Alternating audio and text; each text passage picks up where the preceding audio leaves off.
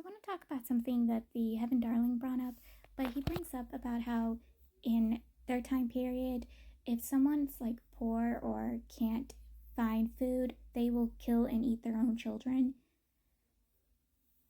And, again, the women of this time period, if they couldn't find actual stable work or find a stable husband, they were sent to brothels or red districts. Little children, like little female children, were sent to the red district.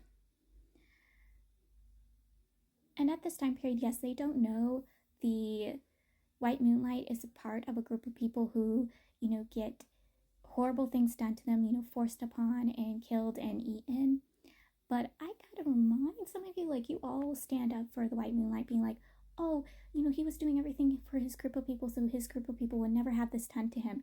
But I'm like, then he should try saving all the women of this time period. He should try saving all the children of this time period, because it was common for children to be killed and cooked, and it was common for women who were little children to be sent to brothels and forced upon, or literally grabbed in the streets, dragged into alleyways and raped. Like, it was a common thing back then. Like, you see that in Apothecary Diaries. Like, Momo outright states that she puts freckles on her face so no one would force themselves upon her, because it was a sad common thing for women and young children to have this done to them. And in my opinion, if he wants to save his group of people, he has to save all the women and all the children of this time period. He would have to do that. But no, he doesn't. He only wants to save his group of people and not everyone, because this was a common thing done to everyone. Yes, it was seen more with his group of people, but it was done towards a lot of people. Like, it was a common thing for a lot of horrible, shitty things to happen to anyone who couldn't have the power to save themselves. Oh my god, these two, like I said in the last video, are way worse than the main couple of Grandmaster Delano Convention, because they're even doing the two in the Melid's meditation pond. They don't even have respect for the meditation pond. Like, you two, hold it back for once. Stop doing the devil's tango. They almost did the devil's tango at a hotel, but the main character holds himself back, tells the Melid, hey, we can't do it yet because my pillar will destroy you. And the Melid had to see the actual thing to go, oh yeah, no, because at first the Melid was upset they weren't going all the way, and the main character's like, hey, honey, no, it's not safe, we can't go all the way. And he's like, what? Prove it. And he did. But sooner or later, the main character couldn't control himself. They go almost all the way, but not all the way. And when they are doing, like, making out in the meditation pond, he tells them, hey, we'll go all the way sooner or later. I'm going to make you feel so great. But the issue I want to bring up that I have with it, every time they almost do the devil's tango, the Melid keeps getting memories, visions of the past life, and he can't tell reality from the truth. And I fear for him. I'm scared for him. Like, this is worrying. I want him to tell the main character the truth. I want the main character to tell him the truth about his past life. I also want to spray them with a spray ball every time they do something in public where they can almost get caught. I'm like, spray. Like, I want to do with the Grandmaster Demonic Convention. I want to spray them all the time too. But, like, I want them to tell each other the truth. I want them to actually have a conversation. Because, again, the main character at the get-go of the book wanted to tell the truth to the Melid, but neither one of them would tell each other about this. Like, I'm freaking out. I hope they can tell each other the truth before they actually go all the way, but I got a feeling they won't. And this is going to drag off for a very long time. So they have to fight a wine demon and a lust demon. The Melid is taking care of the wine demon. It's basically a drinking game. You have to outdrink the wine demon. You have to give him enjoyment while drinking with him. And then the lust demon, at first the Heavenly Darling go faced off at the, lust demon. And he was pure enough until it was like, oh, if you're pure, you would see the true face of the demon. If you weren't, you would see the face of your true love, which it was the face of his own, which honestly, I agree. He's so beautiful. He's so gorgeous. He needs to see himself. Like, no one's more prettier than him.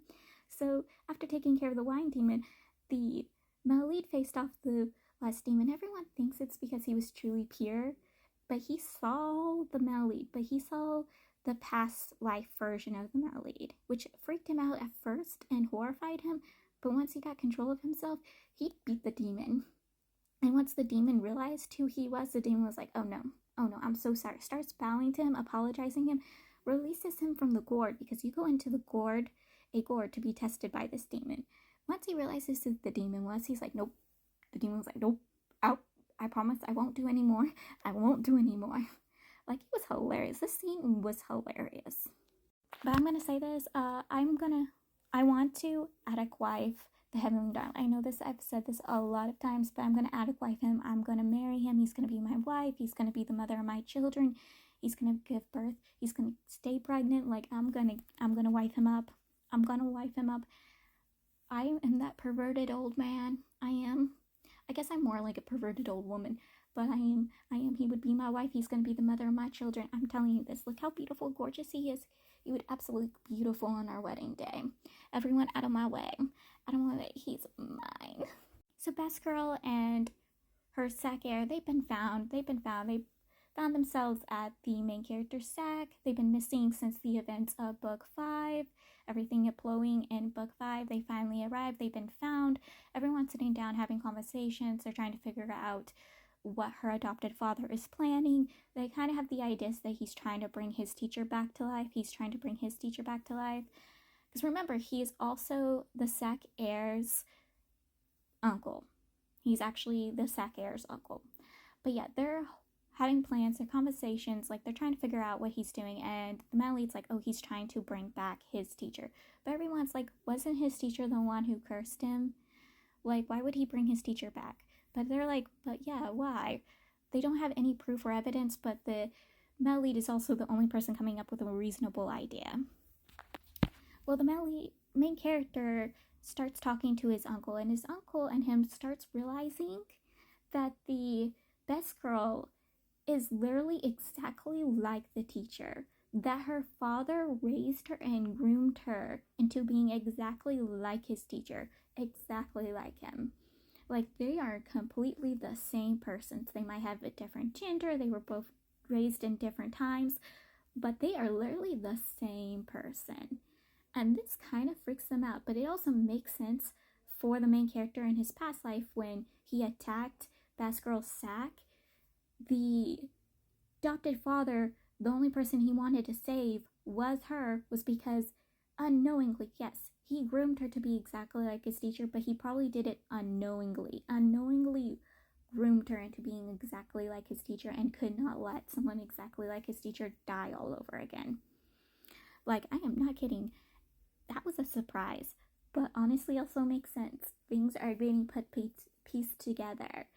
But at the same time, we got still several books to go. I heard there's supposed to be 13 of these, and I'm only on book 6. I'm